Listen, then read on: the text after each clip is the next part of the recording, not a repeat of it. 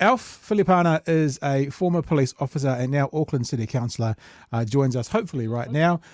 Good evening to you, Alf. How are you? I am good, thank you, my friend. Hopefully you can hear me.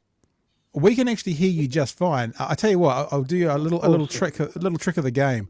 We'll see you even better if you turn your phone sideways. Then we'll get you in a beautiful angle as well. Look at this. Look at this. Watch this. Blink. Hey. It just makes me bigger now, but thanks a lot. How are you, sir? Thank you for joining us tonight. No, all good. And greetings, gentlemen. Thank you. I thought what we'd do to start, Alf, News Hub covered this story off this evening, and what we often do in this show is we often watch a clip that explains the story, and then we talk about it. So you stay with us right there. You'll be there. We'll all be able to see you. We'll all hang out together whilst we have a look at this clip. And then we'll come back and have a chat about the policy that Labour has announced and the goods, the bads, the ups and downs, what we think of it. So here we go. This is News Hub from this evening talking of this new policy just announced by Labour today. On crime. Today it announced it will build 2 new youth justice facilities for up to 30 of the highest needs youth. It'll change the law to allow broader search powers in youth justice facilities to prevent contraband. It'll implement changes to improve family group conferences, along with funds for 350 more of them. And if a young person is involved in a ram raid or smash and grab, they'll now be automatically referred to a family group conference. Political editor Jenna Lynch reports. Fight clubs, escapes, roof protests, our youth justice facilities are in a state. It's no secret that there have been some serious issues in youth justice. Part of the string of problems is the introduction of 17-year-olds to the facilities. They're bigger, stronger and need more intensive work. There's a big difference between a 14-year-old and a 17-year-old. I do wonder, gentlemen, if this is also now playing into ACT's hands. They come out tomorrow and go, yes, there's a big difference. That's why we want 17-year-olds in adult court. But we'll talk to that towards the end of this even this episode. Support and the guidance that they need. So the government will build new units for the most difficult youths, as well as redesigning their care model. And at the current facilities, introducing new search powers for contraband and stronger power for timeouts if the kids are getting too rowdy, as well as fixing the youths on roofs problem. No, I'm not saying they're not fit for purpose. The youths on roofs problem that happened once. But now Jenna Lynch, remember who she's married to, ACT Party minister support person. Now it's a problem, youths on roofs. I think that there are design flaws. So without getting into the finicky details, there are climbing points that can be mitigated. The latest in the government's crime crackdown. This policy is so rushed the government had no key details, like how long it would take. We haven't got a timetable for how long the residences will take to build. How much it would cost. The design has to be done before you can come up with a cost. Or even which youths it would send to the new facilities. Minister, what is the minimum age of someone that could end up in one of the new youth justice facilities? In the youth justice facilities, I believe it's 12.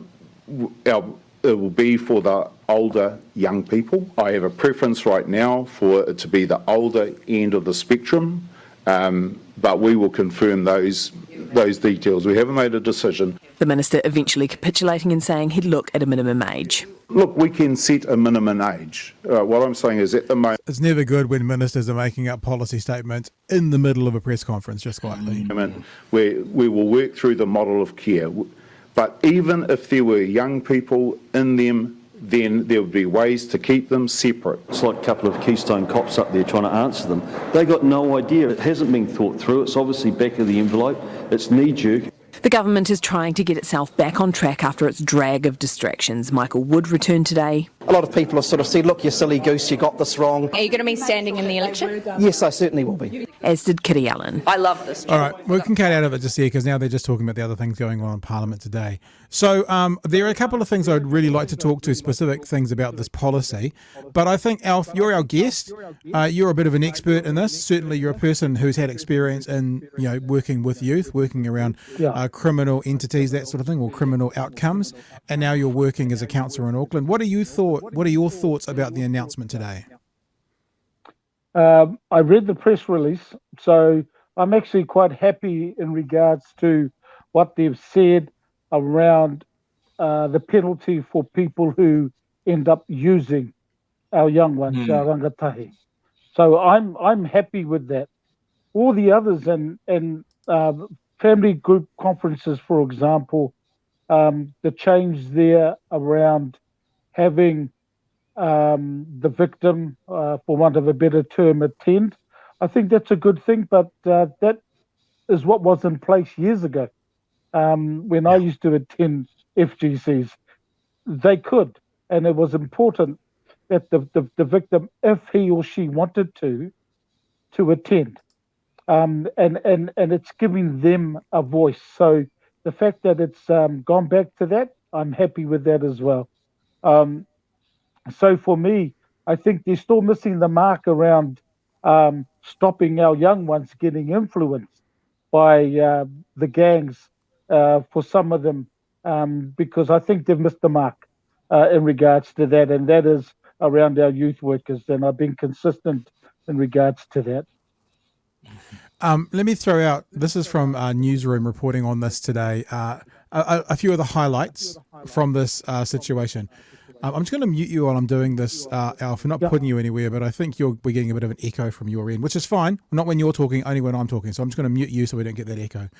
It will now be aggravating factor in sentencing if adults use young people to commit a crime, or if details on video of the crime are posted online. So like we talked about last night, Chewy, let's say a gang is getting 14, 15, 16-year-olds to rob a liquor store, then the people who are getting those young people to rob the store are going to face consequences as well. The courts will be required to make youth offenders attend education programs or partake in community service, and victims could attend a family group conference as a way for offenders to confront who they had hurt. Police will also receive funding to hire 78 more prosecutors. As much as Labor doesn't want to peddle a tough-on-crime approach, says Newsroom, it's been forced to. But with just 7 weeks of Parliament left, it no longer has the runway to actually implement any of the changes it's announced. The centrepiece of National's policy from its annual conference was a package of changes of sentencing and victim support. ACT has also been busy recently announcing a proposal to treat 17-year-olds as adults in the justice system, as well as comprehensive reforms of oranga tamariki. Reports of retail robberies, specifically involving young people, have been relentless. Meanwhile, Labor's approach, which has been to deal with only with prevention and the underlying cause of crime, is no longer holding up, and Hipkins has been forced to show some tougher love.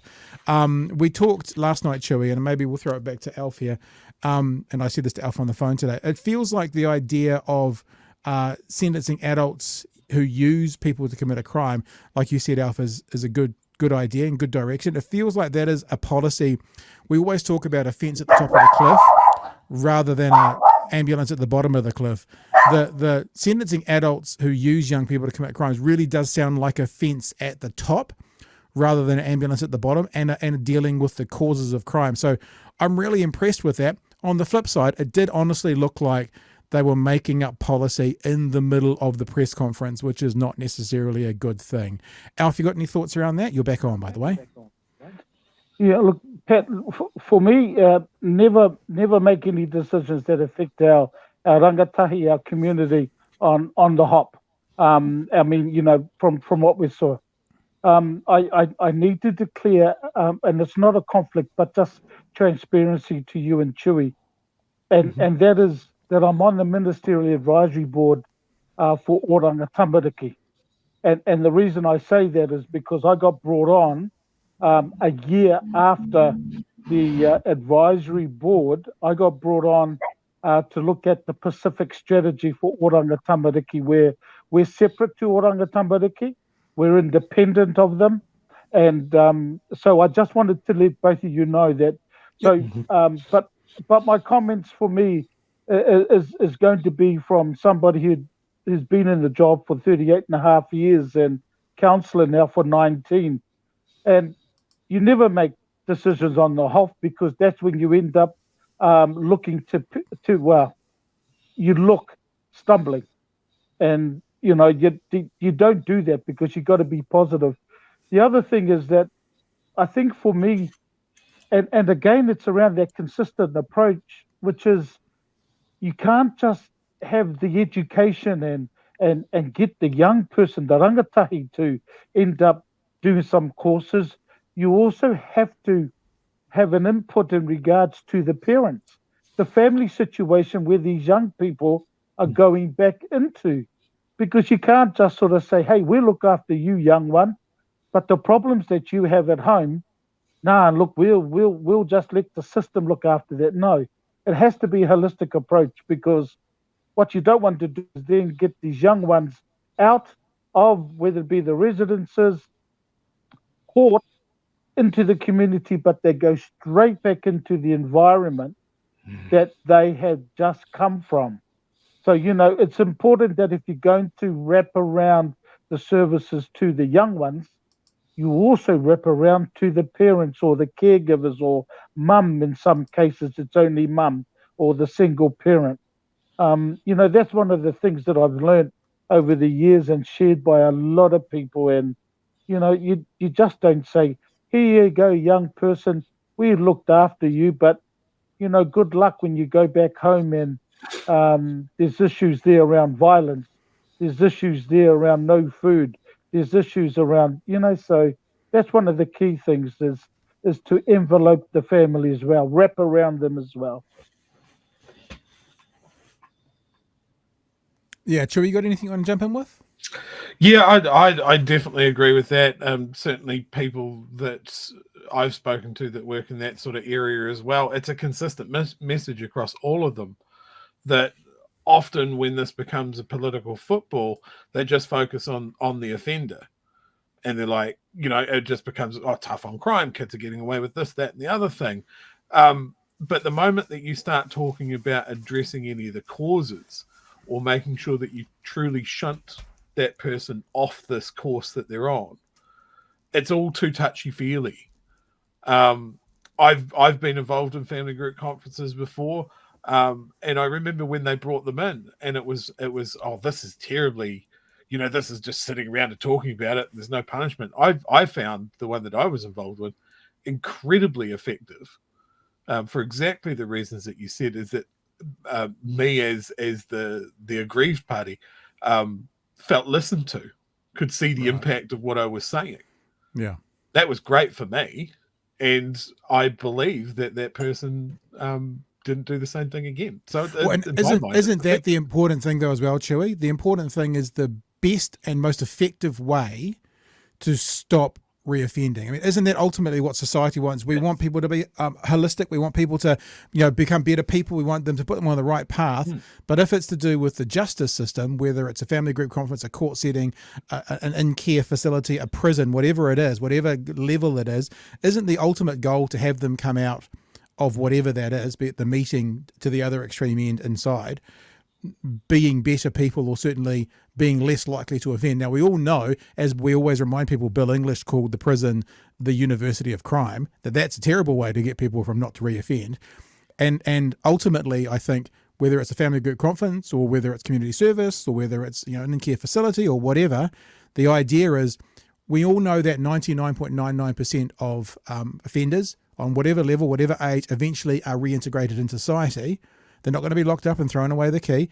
And isn't the thing that we want the best and most effective way, Alf, for them to be reintegrated into society, whether it is a family group conference or something else? Totally agree. I mean, I use my family as an example. I'm getting calls even now. Alf, can you please come to a family group conference because one of your nieces, one of your nephews is going through the oranga tamariki system. I don't have the support system for them. I can be there, but don't have the system to have them with me.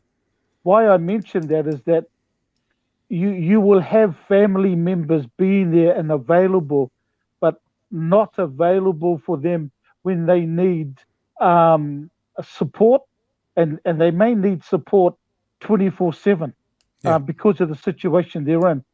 But you're right. Both of you are right. Like the fact that we want them to be part of the community, and we want to make sure that they feel welcome in that community that they go back to. And I remember the boys at 274 and Cross Powers when Helen Clark ended up putting in $10 million for youth workers in Māngere. in Otara, which is 274, the first three numbers of the telephone number, Yeah. and also in Manurewa. But, she put the money in there in South Auckland. Now, I'm saying that we need to do that across Aotearoa. We need to do it across New Zealand, because there are pockets of South Auckland in New Zealand. There are also other places. So I'm not saying it's just Southside issue. It's not. This issue is across New Zealand, and that's where we need to put the money in. But get the people, that work and live in the area, sort of talking to our young ones, and then talking to the parents or parent and talking to the family. It's just so cool to hang out with these two, man. Serious. First time. Just want to let you know that. It's Hey, just let me so ask, cool because let me I ask could- you this, Alf. Yeah. This is more of a Yeah. memory. You said cross power. Is that? Yeah. And I'm trying to remember. Is that Sunny Paia? Sunny. That's Sully Paya. Yeah. Sully Paya. I DJ'd a couple of gigs in that outlet. I know where you mean. I know exactly where that is. Back in the day. Yeah. And I mean, the other one is the late Alan Va'a. He passed away last year, but he was with 274. Right. But this youth workers, it's just so cool seeing them in the area where they've been brought up, and helping our young ones to stop getting into gangs. I just believe we need to go down that track again, but envelope, wrap around the family. But yeah, it's just so. And I saw Chewy. Why they call you Chewy? I saw it behind you. So Yeah. that was cool. Yeah. Hey, I wanna let me throw one more thing at the both of you. I'm just muting you there again, Alf, only because there's a funny echo. I'm not sure why. I want to throw one more thing at the both of you, and that's this idea. And this is more of a political commentary. And you can, I don't know if you're appropriate for you to comment on it or not, Alf. You can or you can't, up to you. But it feels to me as well that Nationals won this debate. They've actually set this narrative and they've won it. And one of the reasons we know there, if I go back to the article on Newsroom, it says this. It says talking about.